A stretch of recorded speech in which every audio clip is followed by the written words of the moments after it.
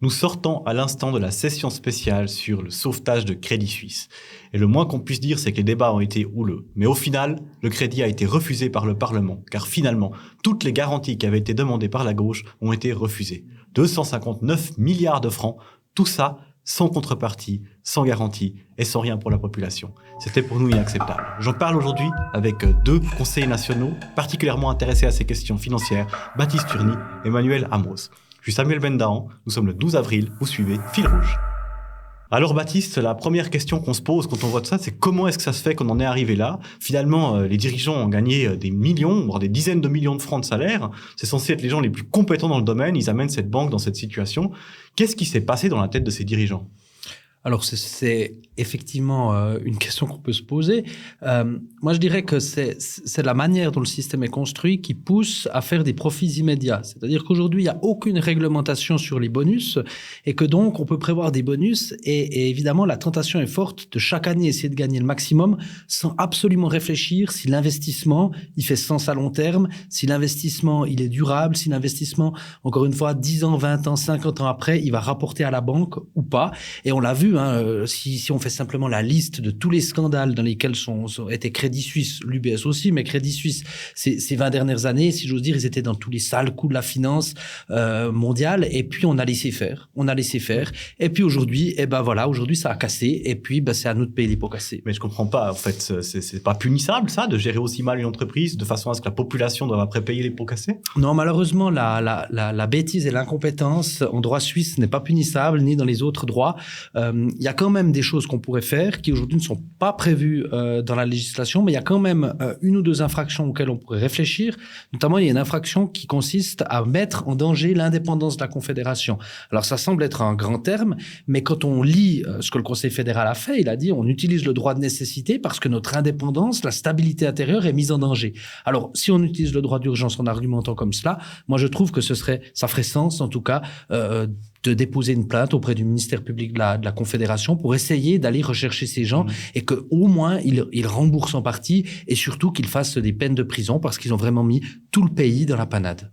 Alors je vois que les responsables aujourd'hui s'en sortent bien, mais pourtant, ce que tu dis, c'est qu'on devrait pouvoir aussi les poursuivre. Mais c'est peut-être aussi un problème de système. Donc ça, on va aussi en parler un peu avec toi, Manu. Finalement, est-ce que on a bien fait de sauver Crédit Suisse comme ça ? On a bien fait de laisser cette banque comme ça être rachetée par UBS ou bien ça va pas ?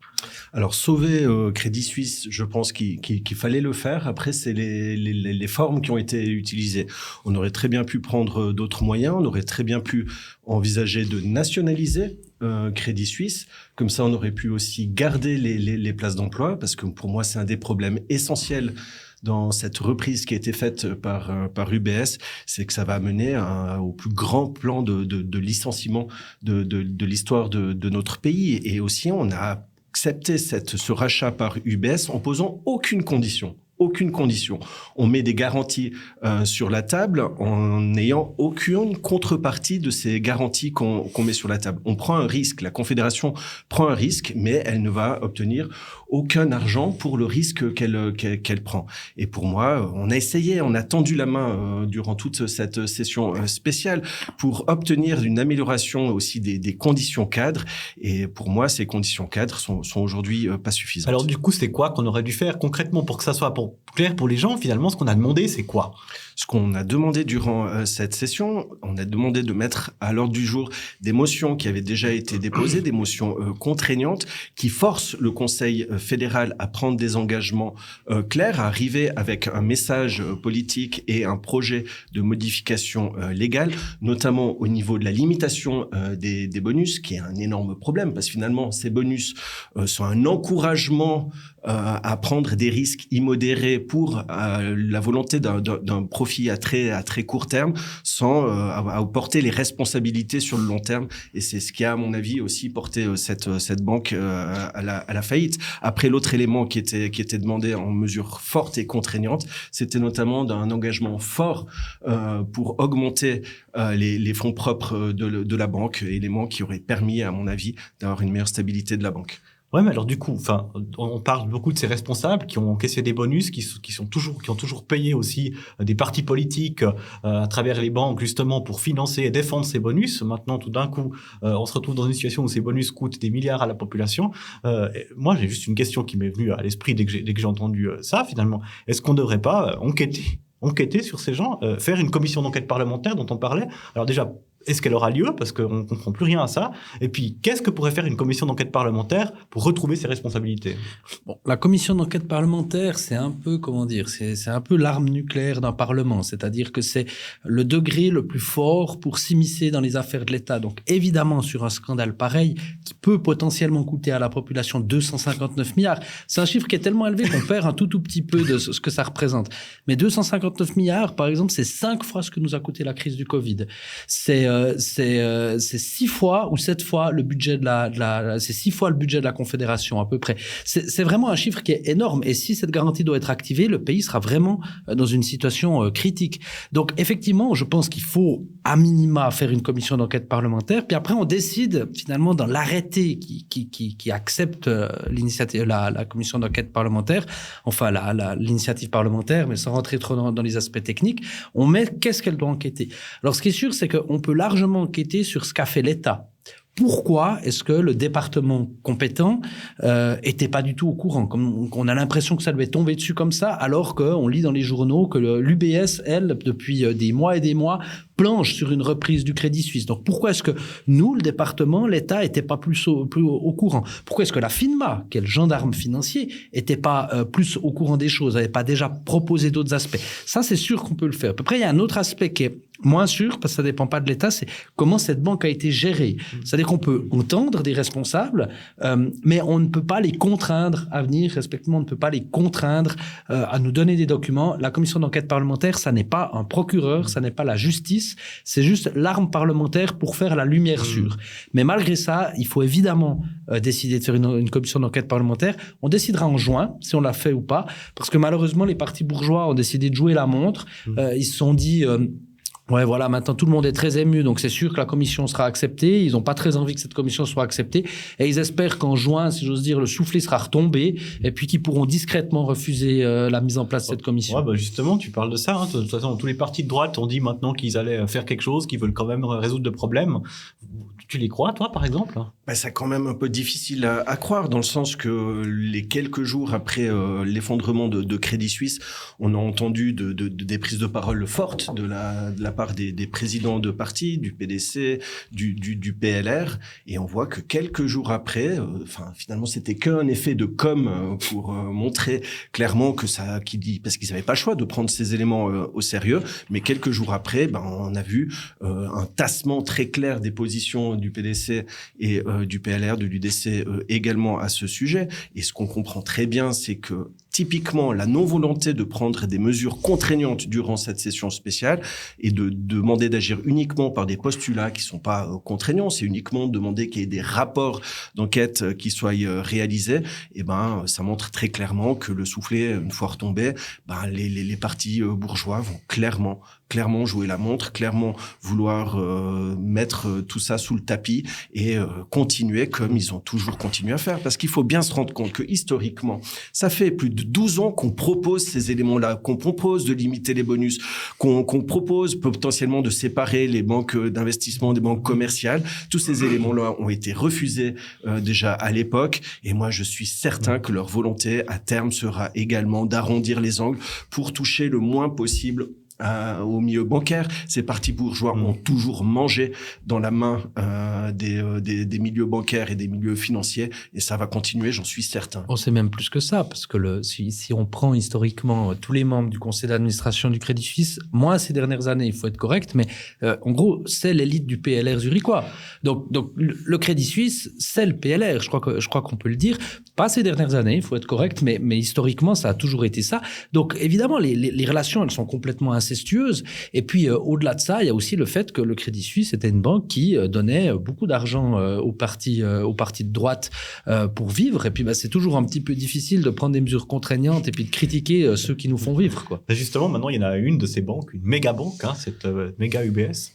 Alors, dernière chose, qu'est-ce qu'on va pouvoir faire face à ça? Est-ce que la prochaine fois, dans 10 ans, vu que le Parlement a vraiment pas l'air de vouloir faire quoi que ce soit, est-ce qu'on va se laisser dans une situation où, dans 10 ans, on doit de nouveau sauver cette UBS Crédit Suisse parce qu'elle a pris des méga risques et que la population suisse paiera, je sais pas, 1000 milliards de francs? Est-ce que c'est ça le risque qu'on a aujourd'hui? Alors, il y a clairement ce risque. D'une part, on doit mettre en place les outils de contrôle qui soient performants et qui soient suffisamment forts pour pouvoir contrôler correctement cette méga banque. Là, je pense directement à la FINMA, où la commission d'enquête parlementaire qui doit être mise en œuvre doit pouvoir enquêter, doit pouvoir analyser très clairement quelles sont les défaillances, quels sont les défauts, quels sont les manquements que la FINMA a pour pouvoir mener cette mission de surveillance, de réfléchir à potentiellement des mesures de gendarmes aussi de la part de la FINMA, qu'elle ait la capacité aussi de taper fort quand il y a des erreurs ou de la mauvaise gestion qui est entreprise. Et cet élément-là, pour moi, il est absolument essentiel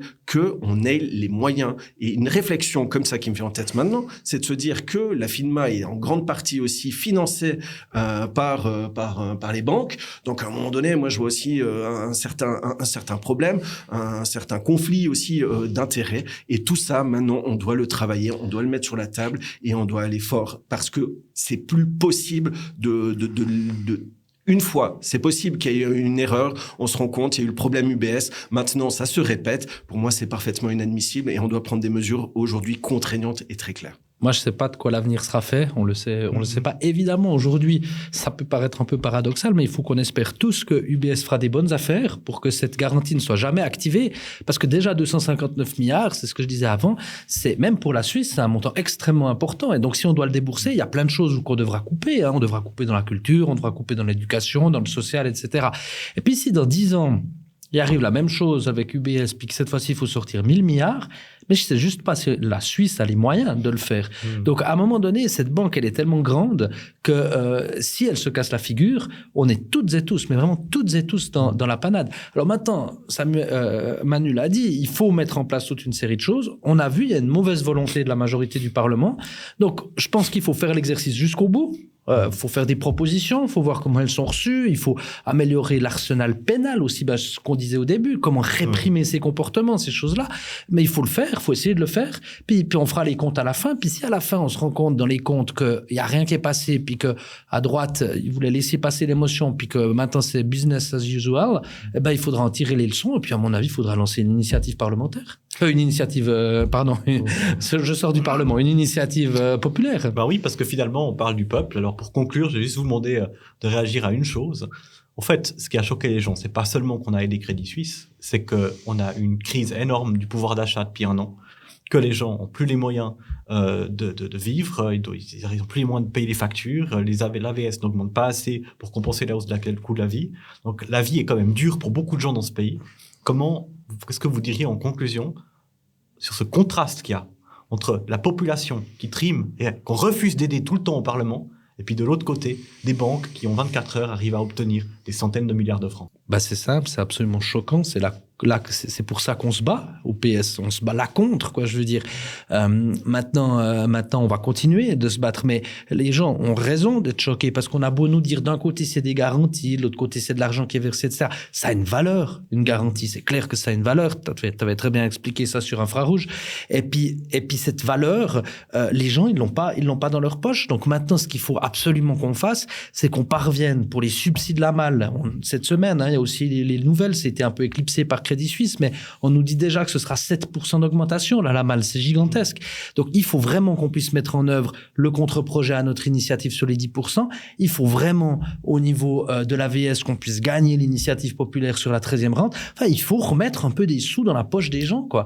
Et on doit vraiment y arriver, ça. Mais il n'y a rien qui va se faire. Ça, c'est une conviction que j'ai, c'est qu'on n'arrivera rien à faire dans ce palais fédéral. Ce qu'on arrivera à faire, c'est devant la population, en convainquant les gens, encore une fois, les uns après les autres, que si on veut avoir un peu plus de sous dans la poche, en octobre, il faut voter socialiste et puis il faut signer nos initiatives. Oui, c'est clair qu'on voit très bien la majorité et l'angle l'angle qu'a systématiquement le Parlement. Je rappelle qu'on a dû lutter, le PS, pour lutter. On a dû lutter contre des baisses fiscales systématiquement. Il y a eu l'impôt anticipé. Il y a eu Ouais, droit de timbre, en fait. droit de timbre, tous ces éléments-là. Et à un moment donné, on voit qu'il y a une volonté de toujours diminuer les moyens de la Confédération.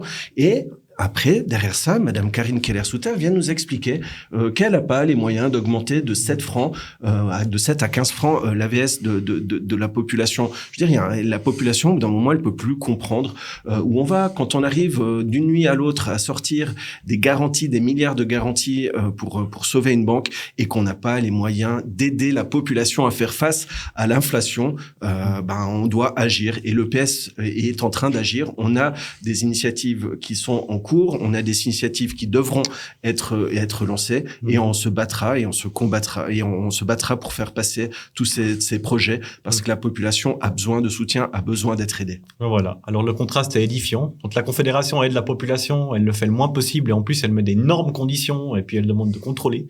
Quand c'est pour les banques, ça se fait en quelques secondes avec des moyens énormes et sans contrôle, sans conditions. Ce contraste doit vraiment changer. Vous avez suivi Fil Rouge. N'oubliez pas que vous pouvez vous abonner et à la prochaine fois.